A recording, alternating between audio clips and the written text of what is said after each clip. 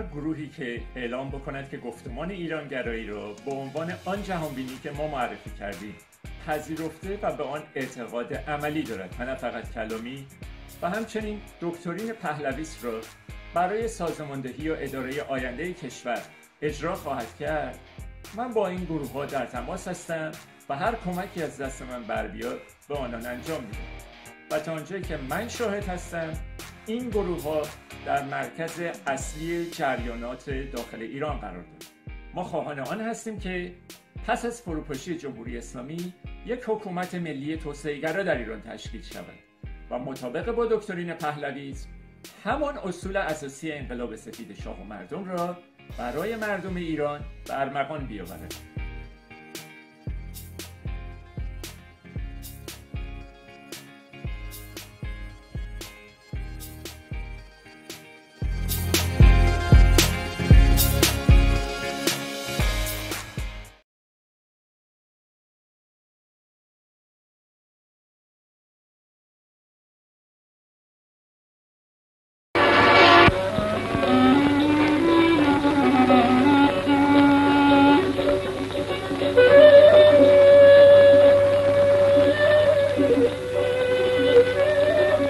This is Khuzestan, the most arid and desolate region of southwestern Iran.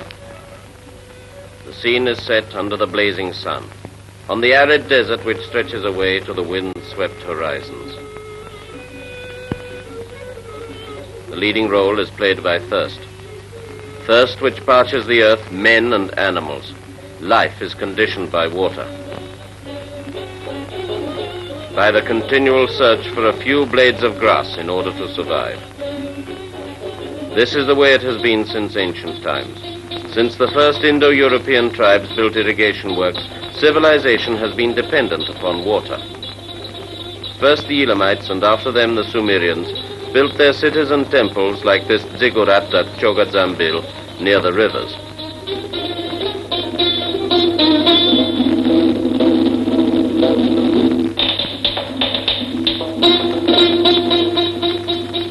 Archaeological discoveries have shown how, in the elaborate hierarchy of the Sumerian religion, the cult of the sky and that of water had very important places. These remains at Susa, one of the greatest religious centers, are an example.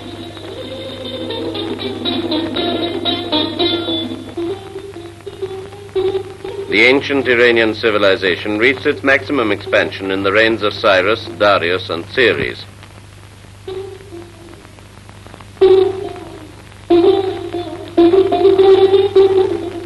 Today the children play among the ruins of the summer palace Darius built, and all unknowing tell each other the sad story of time. The first civilization learned how to make use of water and how not to be its slave. But it was the Romans who came later who made a vast net of roads with bridges which, patched up, are still in use today over the big rivers. The Romans, however, did not merely build works of strategic importance. They went further and harnessed water for peaceful and progressive purposes. They built mills like those at Shustar, which are still in use today.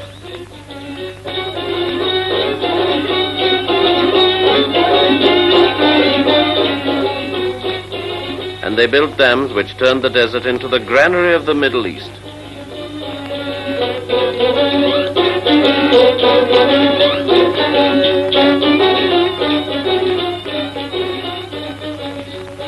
The long Arab domination brought no improvements. The villages and towns came back to the riverbanks, and of the control of the waters nothing remained except for the traces left by the Romans. Even today, the siting of the principal inhabited centers is dependent upon the river system.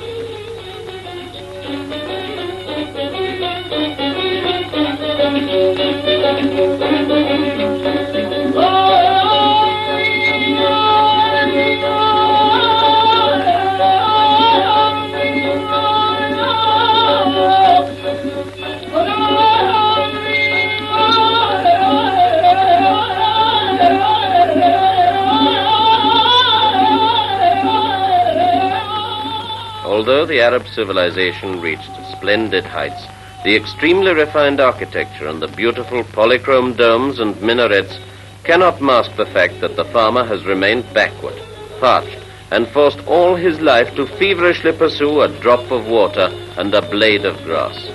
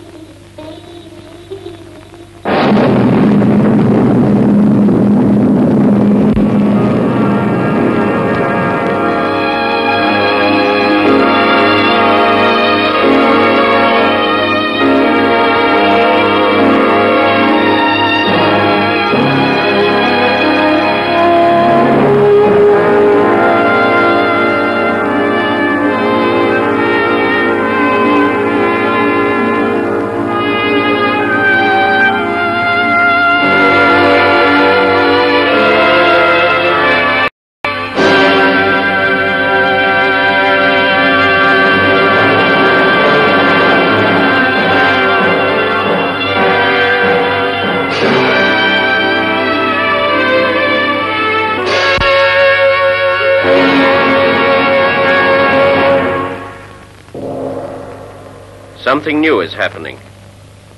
The age-long silence has been broken by new voices, the voices of men at work. They ring across the arid plain burnt by the ever-present sun, echo in the rugged gorges cut by the waters of the River Des through centuries, and penetrate the deep pits whose walls are covered with the etchings of time.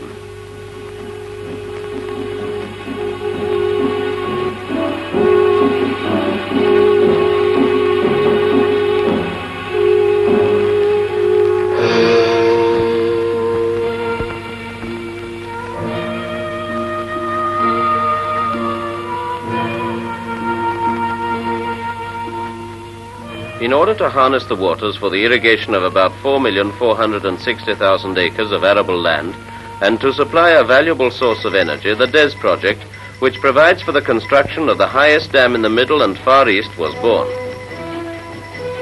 The plan for the hydroelectric station on the River Des was made by the plan organization of the Iranian government on a project furnished by the Development and Resource Corporation of New York, which availed itself of the collaboration of the Electro-Consult of Milan for the design of the dam. As a result of a competition in which the world's greatest construction companies took part, the plan organization awarded the undertaking to the Imprese Girola Lodigiani Group of Milan. Work began in December 1959 with the preliminary tasks, the laying out of the job site, building of roads, tunnels, dwellings, and cableways.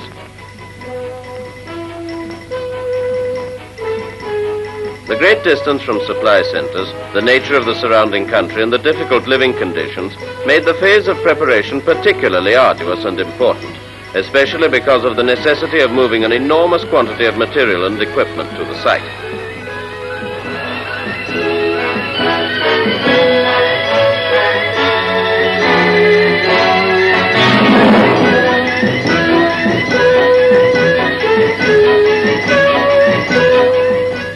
The entry to the job site and the gorge was the first big obstacle to be overcome.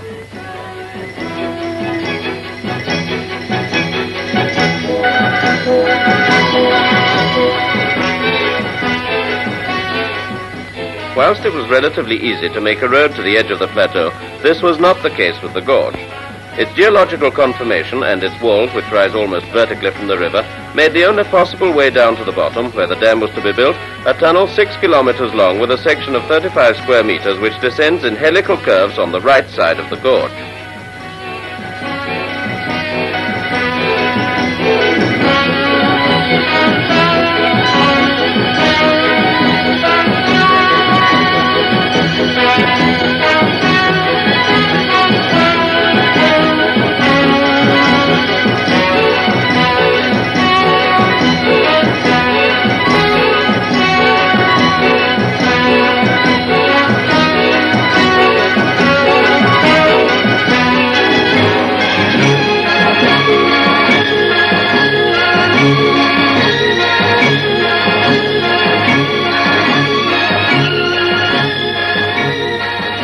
to keep the job site free of water, the river had to be diverted through a tunnel which carried the waters of the Des to a point below that at which the dam was to be built.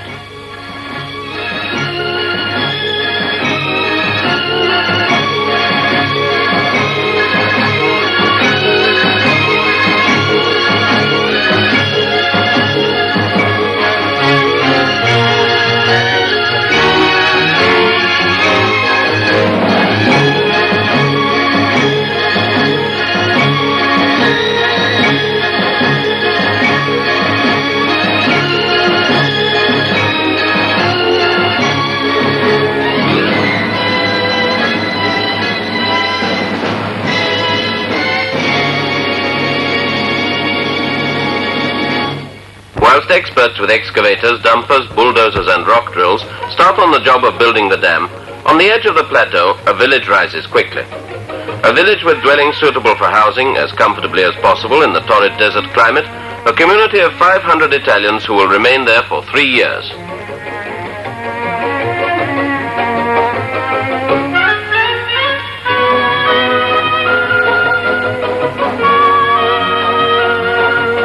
Under construction at the same time as the dwellings and the job office are the technical and administrative offices,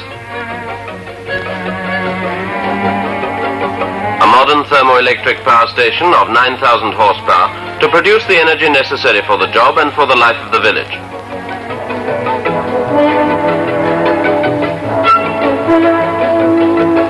A mechanic shop,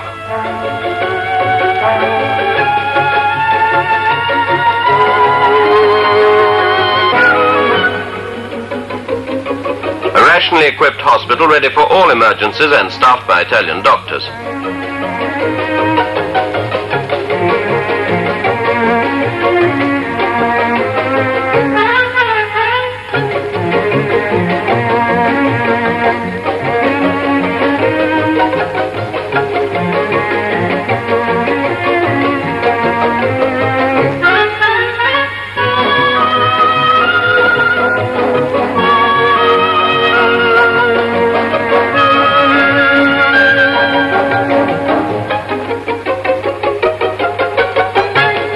With Italian teachers for children from the 2nd elementary class up to the 2nd class of high school.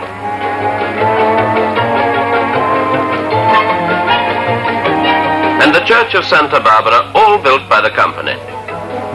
Other services for the well-being of the community were swimming pools, areas for sports and games,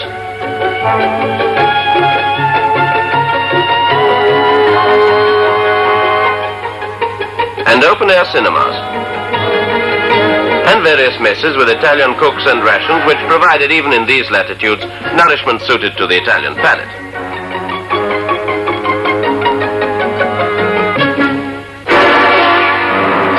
Excavations for the dam were begun in September 1960 and were carried on under extremely difficult conditions, reaching the river bottom in August 1961.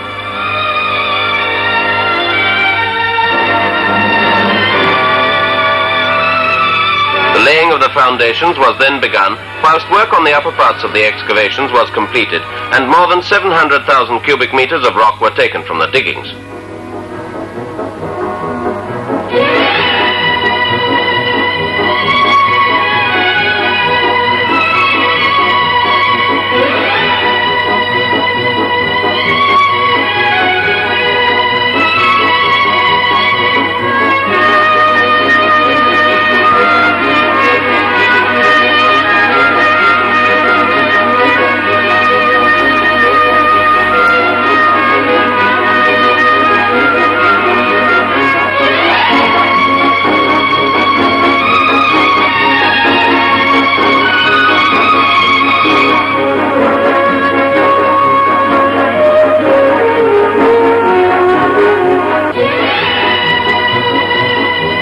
Aggregates for the concrete were taken from an alluvial deposit at the foot of the plateau, 25 kilometers from the job site.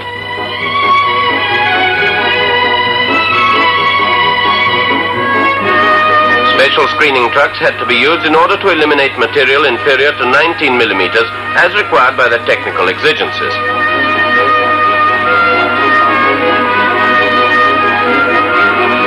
production was about 2,200 cubic meters per day for a total of about 1 million cubic meters extracted.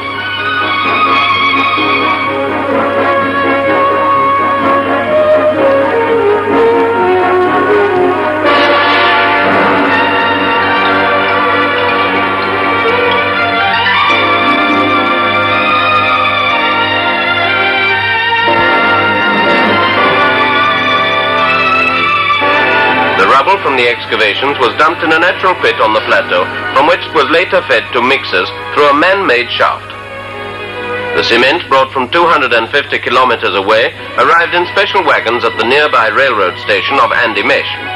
Here it was unloaded into special trailers which carried it to the silos.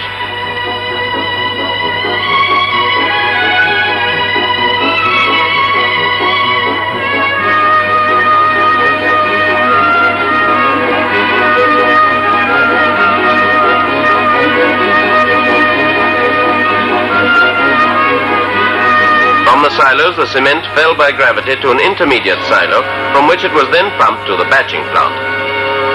The rubble from the shaft reached the washing and screening tower and was then carried to the silos, from where it passed through the cooling station and went on to the batching plant. The sand was produced on the plant.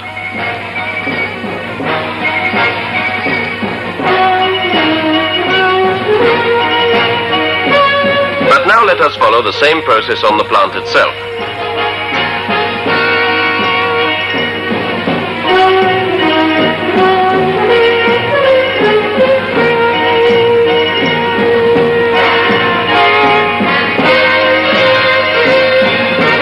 Cement in tubes drops down about 200 meters and reaches the intermediate silo.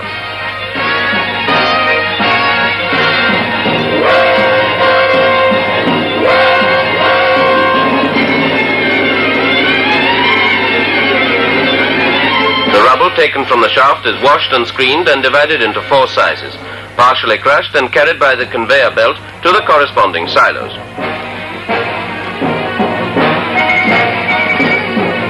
A conveyor belt in a tunnel carries the aggregates to the cooling silos, where they remain in refrigerated water at 2 degrees centigrade, cooled by a refrigerator in a cave with a cooling power of 4,450,000 refrigeration units per hour.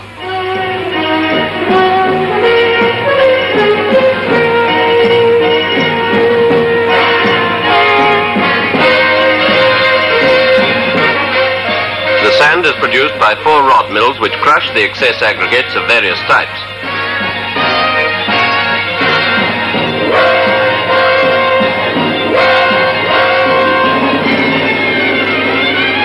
By means of Linatex pumps, the mixture of sand and water is transferred to the centrifugal screeners and pre-thickeners, and thence to the recuperators. From these, a conveyor belt carries the 2 types of sand to their respective silos. During the construction of the plant, a joint in the rock was found involving a mass of more than 25,000 cubic meters, which threatened the whole zone. It was necessary to bolt the rock with 550 rods more than 20 meters long and build supporting pillars of concrete up to 26 meters high.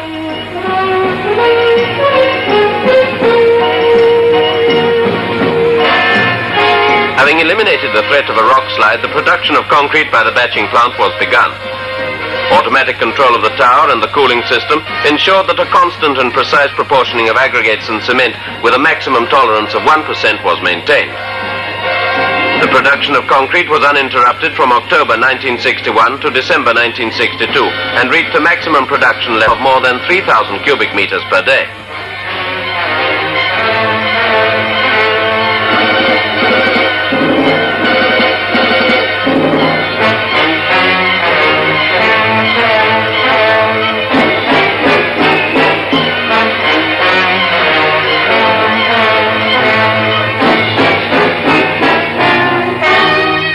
During this period, the first buckets arrived at the base of the dam to begin the pouring of the foundation blocks.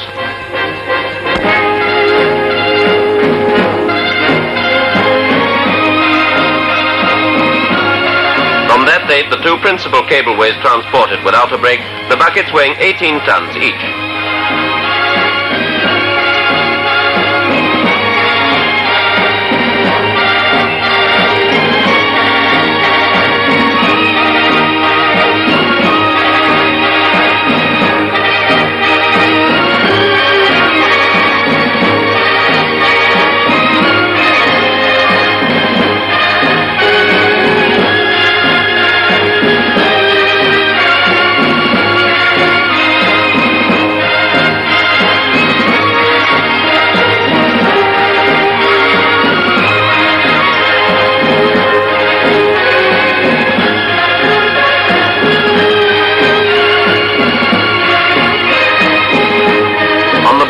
vibration of the concrete was begun.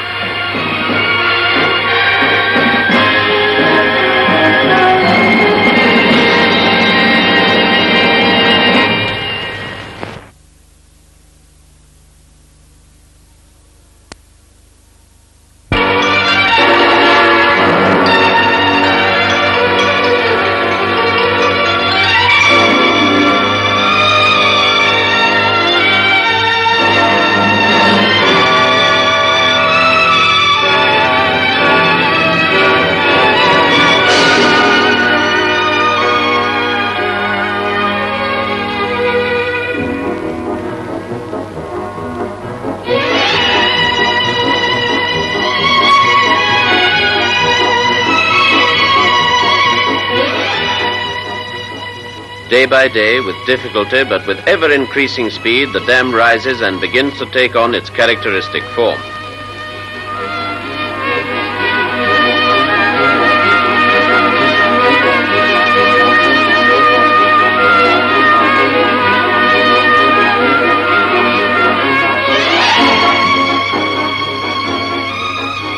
In the meantime, the portals of the spillways on the left bank begin to take shape.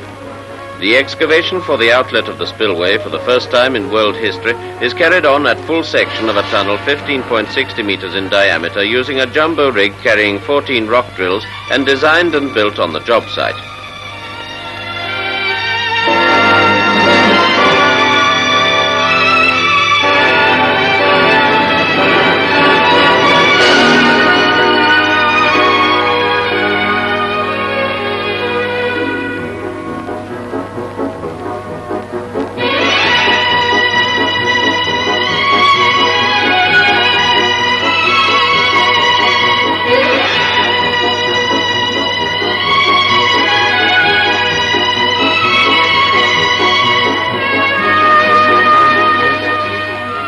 When the dam reached a height of 225 meters, the irrigation conduits were installed.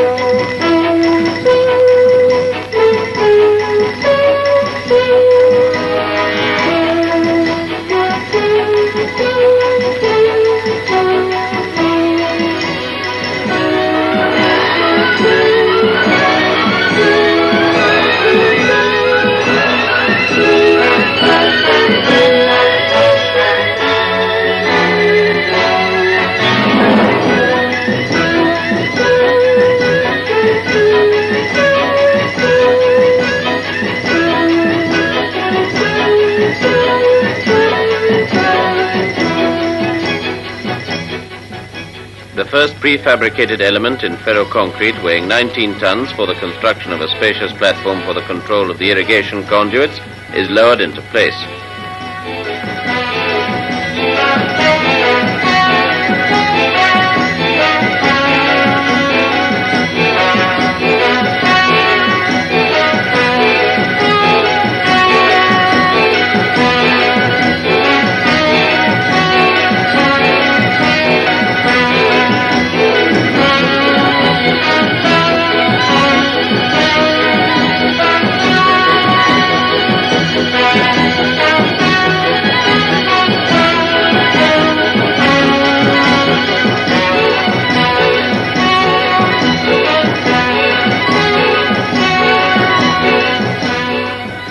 The dam is almost at the level of the crest. The guides for the intake sluice gates are poured.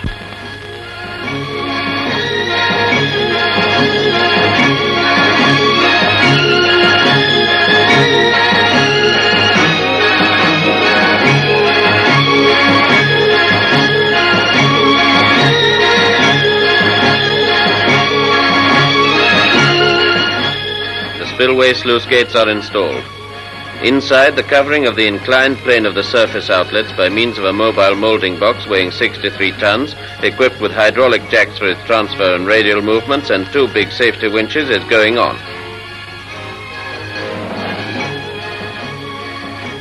The mouths of the spillways appear in their finished state.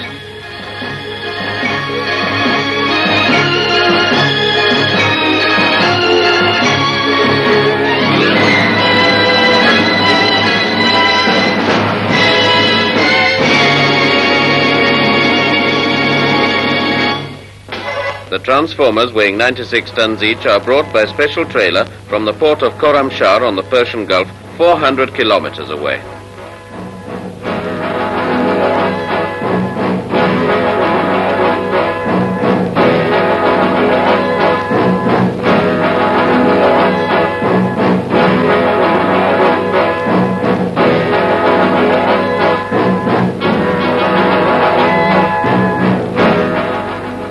Through the long tunnel, they reach the transformer area where they are installed.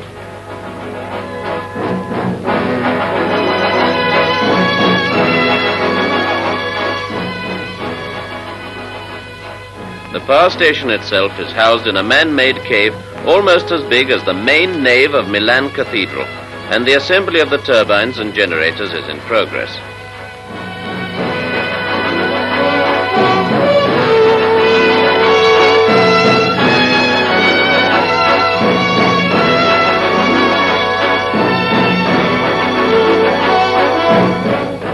Work on the primary substation is in the final phases.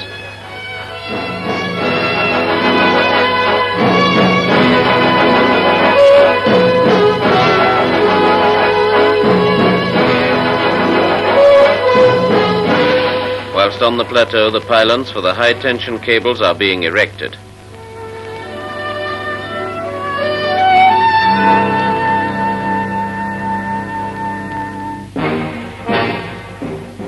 From the transformers, the energy produced by the tamed waters of the River Des will reach the plateau substation by means of a line from the generators.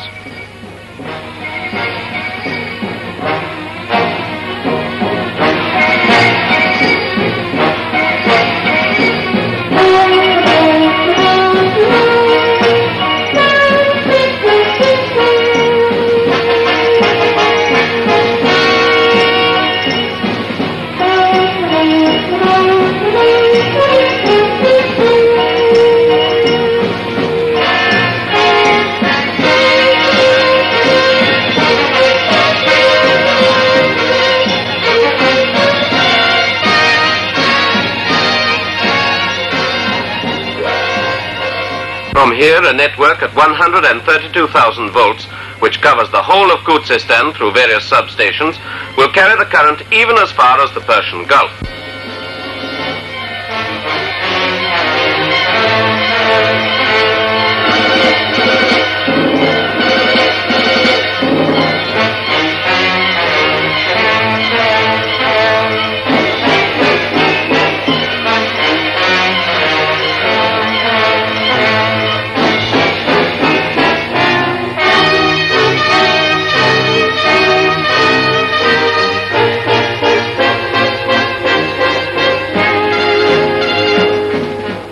In November 1962, the deviation tunnel is closed and the flooding of the dam is begun.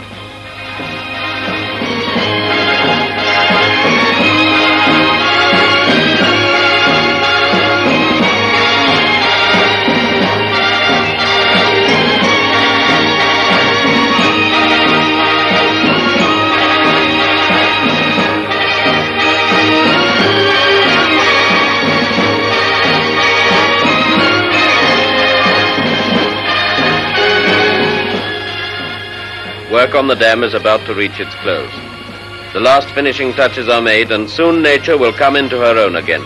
No longer an undisputed mistress, but subject to the commands of man for the future well-being of a region as large as 1/3 of the Italian peninsula.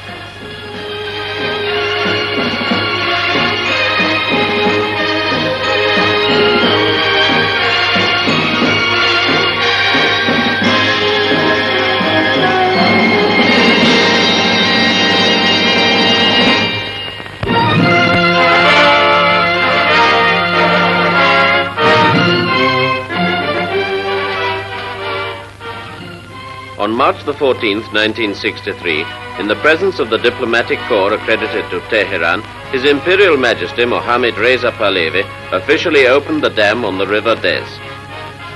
From that moment, the dam takes the name of His Majesty the Shah. Together with the representatives of the Plan Organization and the delegates of the Development and Resource Corporation, His Imperial Majesty was particularly careful to express his satisfaction to the representatives of the Imprese Italiane all'estero, Girola, Lodigiani, and KGT.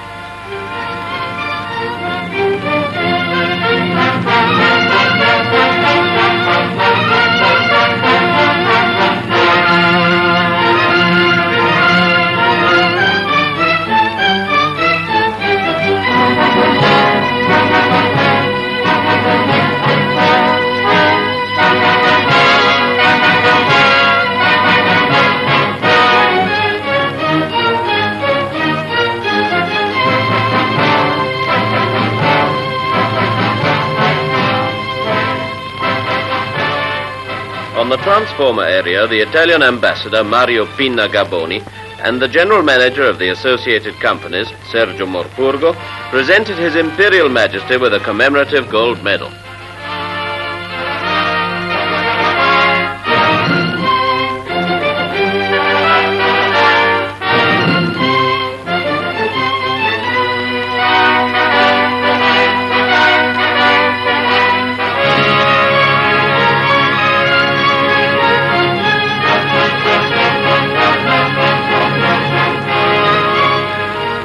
Two workmen, on behalf of their Italian and Iranian colleagues, offered the Shah a plaque made from a sample of the concrete from the dam, a symbol of the brotherhood of the two peoples.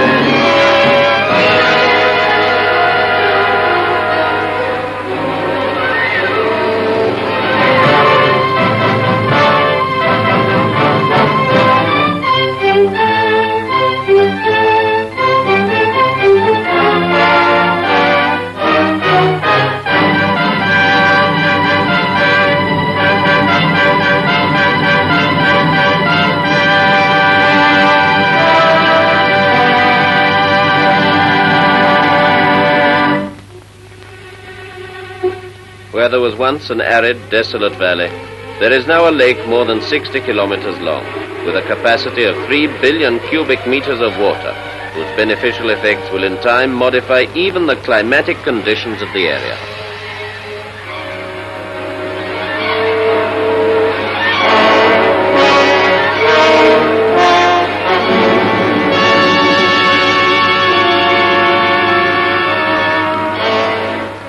The dam is a thin arc with a double curve and is 203.5 meters high and is the 6th highest dam in the world and the highest in the Middle East.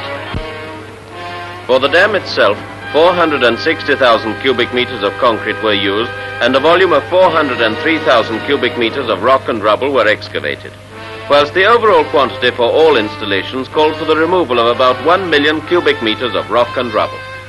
100 Italian technicians and 426 workmen, together with 2,000 Iranian laborers recruited from all over the country, achieved a total of 14 million man-hours on the job.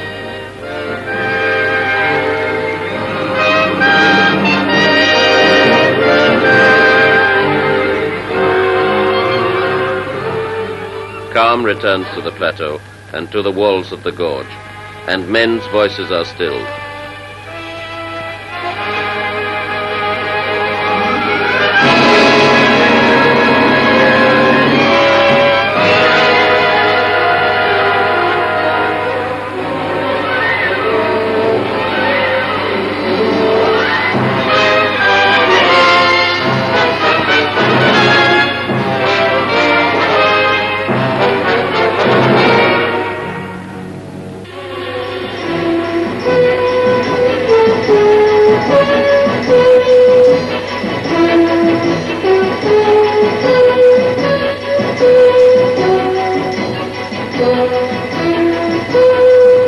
In a silence which is no longer deathly but peaceful, the lake lies still under the sun.